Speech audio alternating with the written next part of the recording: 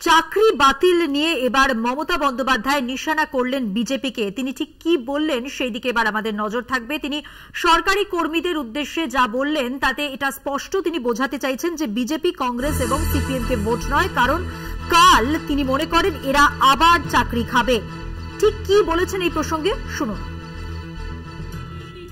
আর শিক্ষক শিক্ষিকাদের বলবো, আজকে 26,000 ছেলে মেয়েদের চাকরি খেয়ে নেওয়ার প্রতিবাদে কোন শিক্ষক শিক্ষিকা একটি ভোটও সরকারি কর্মচারী থেকে শুরু করে আর বিজেপিকে দেবেন না, সিপিএম কংগ্রেসকে দেবেন না। এরা চাকরি খেয়ে নিচ্ছে, আপনার ভবিষ্যৎ খেয়ে নিচ্ছে। কে জানে কাল আবার চাকরি খাবে। এরা যত তাড়াতাড়ি বিদায় নেয় তত মঙ্গল, দেশের মঙ্গল। মমতা বন্দ্যোপাধ্যায় যা বললেন তাতে স্পষ্ট তিনি বোঝাতে চাইছেন তার বার্তা বিজেপি, কংগ্রেস, সিপিএম কে ভোট নয়, কাল এরা আবার চাকরি খাবে। এই বার্তাই দিলেন, এই বার্তাই স্পষ্ট করলেন। আরো বিস্তারিত কথা বলবো। আমাদের সঙ্গে রয়েছেন টেলিফোন লাইনে আমাদের বিশেষ প্রতিনিধি দেবজ্যোতি ঘোষ। দেবজ্যোতি, চাকরি বাতিল নিয়ে বিরোধীদের নিশানা মমতার নির্বাচনের আবহে। দেখো, গতকালই মমতা বন্দ্যোপাধ্যায় এই চাকরিহারাদের পাশে দাঁড়িয়েছিলেন। আজও কিন্তু তিনি তীব্র ভাষায় কংগ্রেস, সিপিএম এবং বিজেপিকে আক্রমণ করেছেন এবং এই তিনটি রাজনৈতিক দল রাজনৈতিকভাবে চোর এবং তারা চাকরি খাবার জন্যই জন্মেছে। এদের তিনজনে একসাথে হয়েই কিন্তু এই আদালতে এই মামলাগুলি তারা লড়েছিলেন এবং আগামীকাল আপনাদের চাকরিও খাবে বলে সাধারণের উদ্দেশ্যে মমতা বন্দ্যোপাধ্যায় আজ বার্তা দিয়েছেন। এবং তার সঙ্গে নির্বাচনী জনসভায় মমতা বন্দ্যোপাধ্যায় বলেছেন বাম, কংগ্রেস এবং সিপিএম কে একটি ভোটও দেবেন না।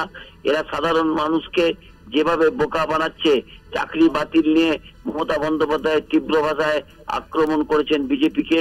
এছাড়া মমতা বন্দ্যোপাধ্যায় বলেছেন যে কিভাবে স্কুল চলবে, এই 25,000 শিক্ষক যারা চাকরিহারা হলেন তাদের ছাড়া কিভাবে স্কুল চলবে এবং তারা নির্বাচনের কাজ করছেন, সেই নির্বাচনের কাজ কিভাবে পরিচালিত হবে তা নিয়েও কিন্তু মমতা বন্দ্যোপাধ্যায় প্রশ্ন তুলেছেন। অর্থাৎ বাম, কংগ্রেস এবং বিজেপিকে একটিও ভোট দেবেন না, এরা সাধারণ মানুষের চাকরি খাচ্ছে, আগামী দিনে আপনাদেরও চাকরি খাবে বলে তৃণমূল নেত্রী মমতা বন্দ্যোপাধ্যায় বলেছেন। এর সঙ্গে তিনি যেভাবে এই চাকরি হারাদের পাশে মমতা বন্দ্যোপাধ্যায় গতকাল দাঁড়িয়েছিলেন, তিনি বলেছিলেন তিনি সুপ্রিম কোর্টে যাবেন, সেই মতোই কিন্তু সুপ্রিম কোর্টে যাওয়ার প্রক্রিয়া শুরু হয়েছে। আগামী 2-1 দিনের মধ্যেই কিন্তু তার শুনানি হবে সুপ্রিম কোর্টে। সেই জায়গাতেই দেখা যাবে তারা চাকরি ফেরত পান কিনা। কিন্তু তৃণমূল নেত্রী মমতা বন্দ্যোপাধ্যায় বলেছেন তাদের চাকরি তিনি ফিরিয়ে দেবেন, অন্য কোনো ভাবেও তাদের চাকরি ফিরিয়ে দেবেন বলে তাদের পাশে দাঁড়িয়েছেন। এবং আজকে বাম, কংগ্রেস এবং সিপিএম কে আউসগ্রামের মঞ্চ থেকে তীব্র ভাষায় আক্রমণ করেছেন তৃণমূল নেত্রী মমতা বন্দ্যোপাধ্যায়। ধন্যবাদ দেবজ্যোতি। কথা বললাম আমাদের বিশেষ প্রতিনিধি দেবজ্যোতি ঘোষের সঙ্গে। মমতা বন্দ্যোপাধ্যায় আজকে আয়ুষগ্রামের যে জনসভা ছিল সেখানে যা বললেন, সেখানে একটা বিষয় তিনি স্পষ্ট করলেন সরকারি কর্মীদের উদ্দেশ্যে। তিনি বললেন যে বিজেপি, কংগ্রেস, সিপিএম কে ভোট নয়, কারণ কাল এরা আবার চাকরি খাবে। চাকরি বাতিল নিয়ে এভাবেই বিরোধীদের নিশানা করলেন মমতা বন্দ্যোপাধ্যায়। কি বলেছেন আরো একবার শোনাবো।